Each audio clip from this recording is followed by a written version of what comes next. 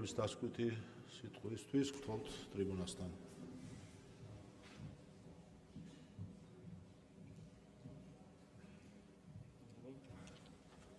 მადლობა ბატონო თავმჯდომარე.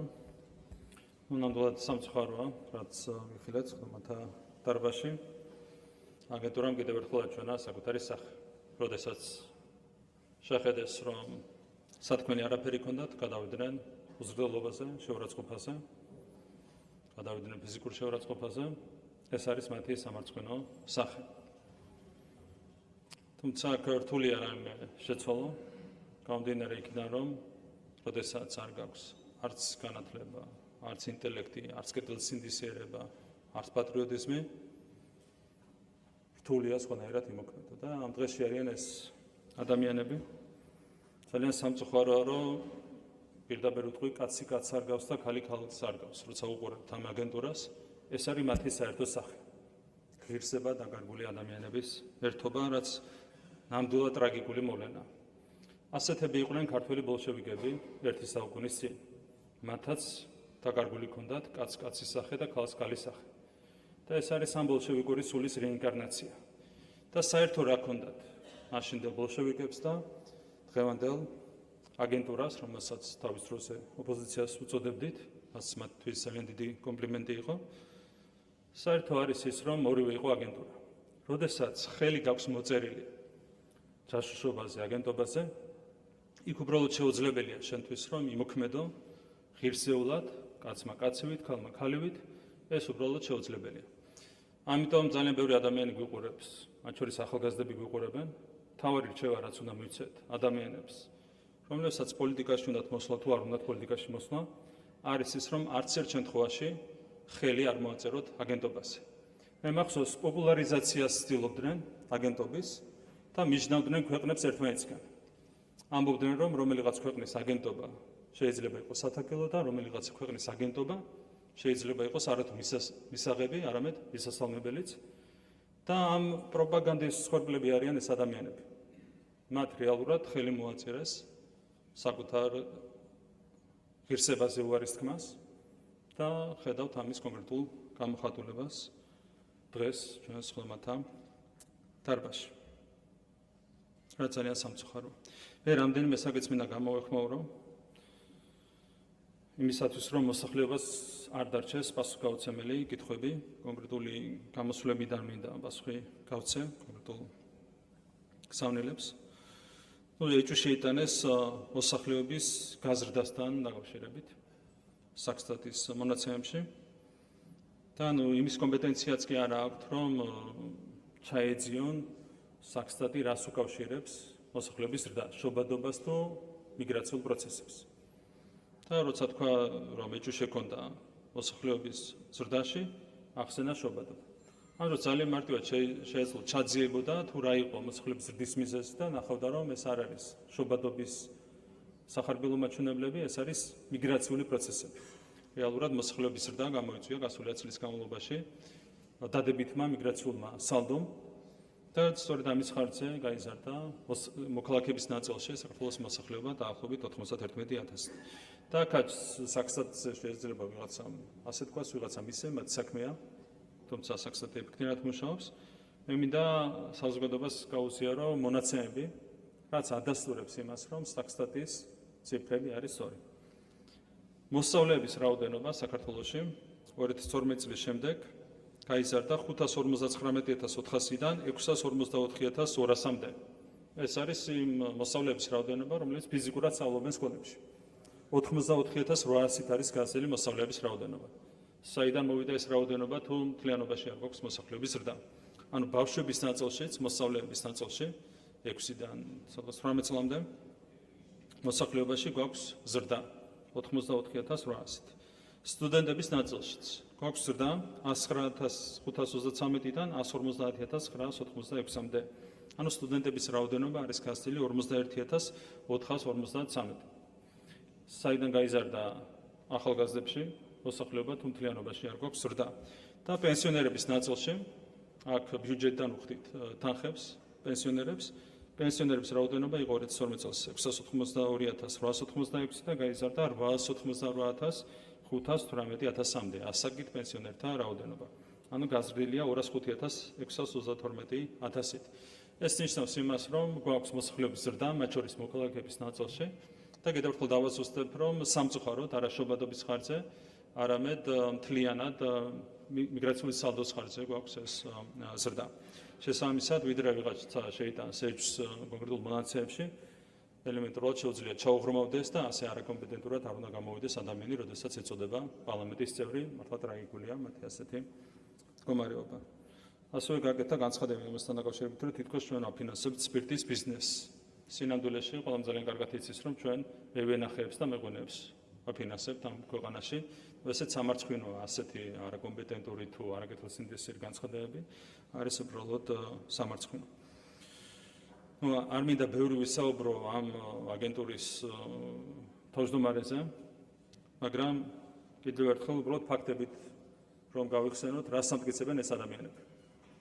არ მოწონთ თვალთხარიას იმიჯი და აცხადებენ, რომ თითქოს მას არ გაუწია ბრძანება სროლასთან დაკავშირებით და ამტკიცებენ რას წარმოიდგინეთ. რომ ვიღაცა მისი გვერდისავლით გასცა სროლის ბრძანება და როგორც ჩვარს ჟარგონზე რო ვთქვათ, ისე მოექცა შინაგან საქმეთა მინისტრს და ამის შემდეგ შინაგან საქმეთა მინისტრმა იმდენად უთავმოყარეო იყო, რომ გადაწყვიტა მინისტრის პოზიციაზე დარჩენა. თავზე გადაახტნენ, მოექცნენ როგორც არაფერს, მის მაგივრად გასცეს ბრძანება სროლის თაობაზე და ამის შემდეგ, როგორც უთავმოყარეო კაცი, ის დარჩა თანამდებობაზე. გასაგებია მათთვის შეიძლება უფრო მისაღებია, რომ თვალთხარიას მაგივრად მას ერქვას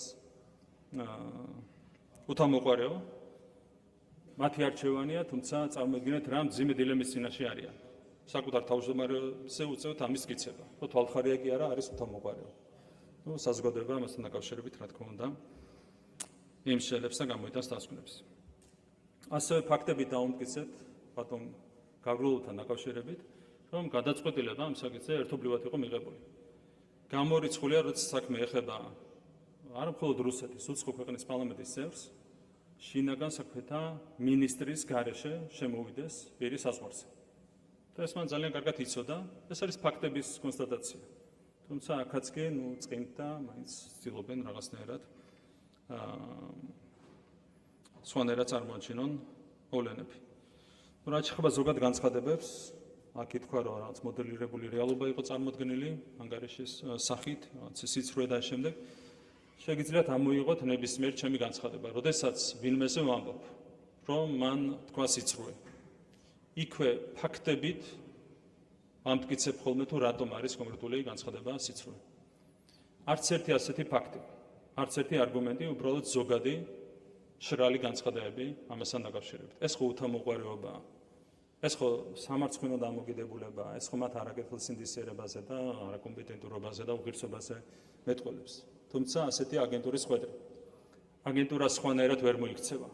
ამიტომ კიდევ ერთხელ რეკომენდაცია ყველას, განსაკუთრებით ახალგაზრდებს, რომ არც ერთ შემთხვევაში არ დაემსგავსონ ამათ, არ მოაწერონ ხელი ჯაშუშობის ხელშეკრულებას, ეს არის ადამიანის დაღუპვა. აი დაემსგავსები მე ამ ადამიანებს, როცა კაცი კაცს აღარგავს და ქალი ქალს აღარგავს. იგივე ეხება გარეთ, ეს ხო ეს სცენარი გადაანაწილეს. აგენტურის ნაწილი უნდა შემოსულიყო 11 ნაცი და არჩენი დატოვეს გარეთ. ეს იყო სცენარი, გარედან დაგვეთილი სცენარი. იგივეა გარეთ მათი მეგობრების და პარტნიორების სახეც, ხო? ეს არის პარტია ნაცმოძრაობა, იქ ახალი, ველოდა ეს შემდეგ.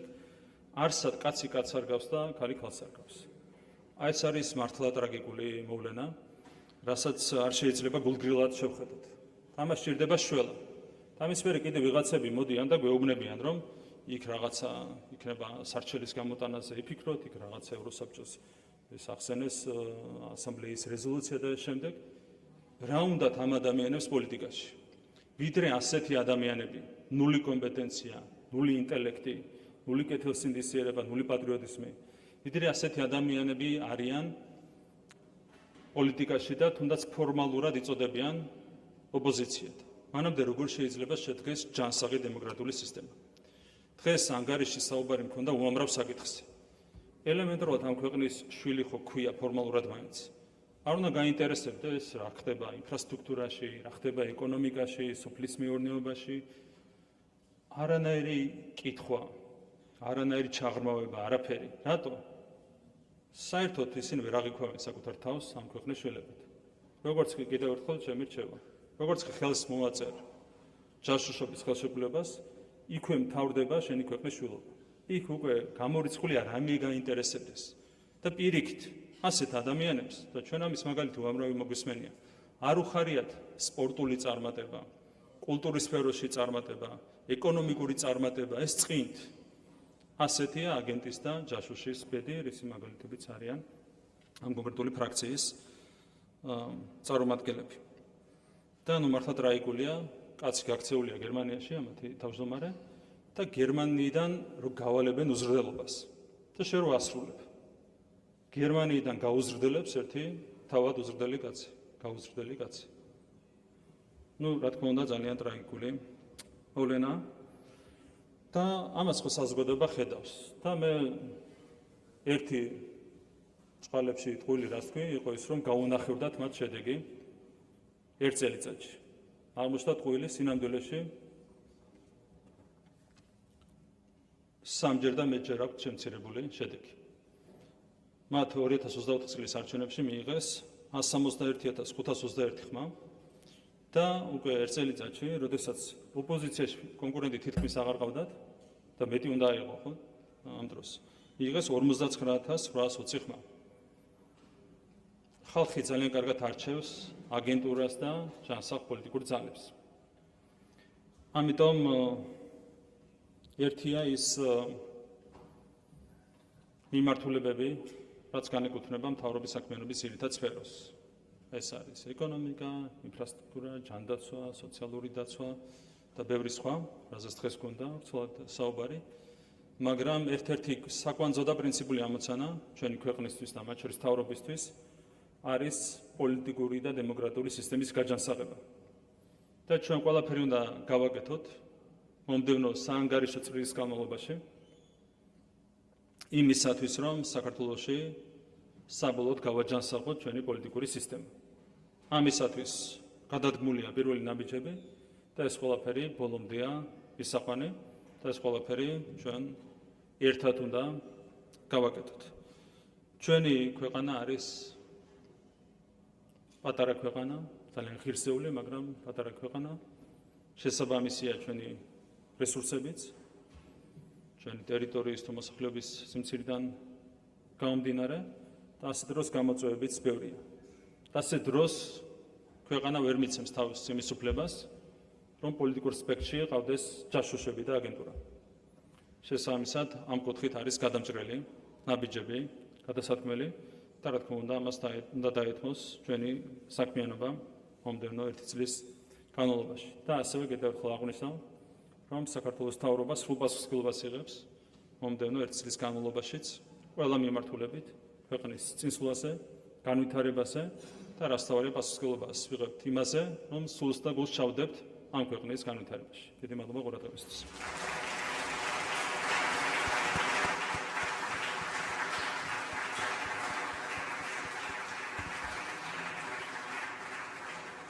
მადლობა ბატონ პრემიერ-მინისტრ დღევანდელი მოხსენებისთვის. ჩვენ 7 საათია ვართ განვიხილავთ პრემიერ-მინისტრის მოხსენებას. დღეს პრემიერ-მინისტრს ჰქონდა დეტალურად წარმოდგენილი თუ სად იმყოფება საქართველოს ეკონომიკის, საგარეო პოლიტიკის, ინფრასტრუქტურის, სოფლის მეურნეობის, სპორტის, კულტურის ყველა მიმართულებით დეტალური ინფორმაცია, რომელიც მოისმინა საზოგადოებამ და ჰქონდა შესაძლებლობა ამ საკითხებზე გვემსჯელა. სამწუხაროა, რომ ფრაქცია საქართველოსგან ჩვენ ნახეთ კიდევაც, რომ ვერ გაცდნენ ერთ გვარს მათი ხელმძღვანელის, არანაირი საკითხი არ აინტერესებდათ, პრემიერ-მინისტრს აღნიშნა ახლა, ყველა კითხვა მიემართებოდა, ან ყველა საკითხი მიემართებოდა ერთ სახელს და გვარს, გიორგი გახარიას, მათ შორის ვნახეთ ჩვენ ბოლოს ბატონი შარაშიძე, მისი პორტრეტითაც კი გამოვიდა ფურცელი, რომელიც ააფრიალა გიორგი გახარიას ფოტოთი. არ ვიცი მე მართლაც რა ვალი აქვს ამ ადამიანის ასეთი მისი ფრაქციის თუ პარტიის წევრებს, რომ ასე საკუთარ თავს იკნინებენ საბოლოო ჯამში, კონდეს შესაძლებლობა იყო პარლამენტის წევრი და მიიღო მონაწილეობა პრემიერ-მინისტრის მოხსენების განხილვაში და შენ ამომრჩევლებს მათ შორის ესაუბრო ამ დარბაზიდან იმ საკითხებზე, რაც მათ აინტერესებთ და მათ გონიათ, რომ ერთადერთი რაც აინტერესებს ქართულ საზოგადოებას არის გიორგი გახარია და მისი ბედი.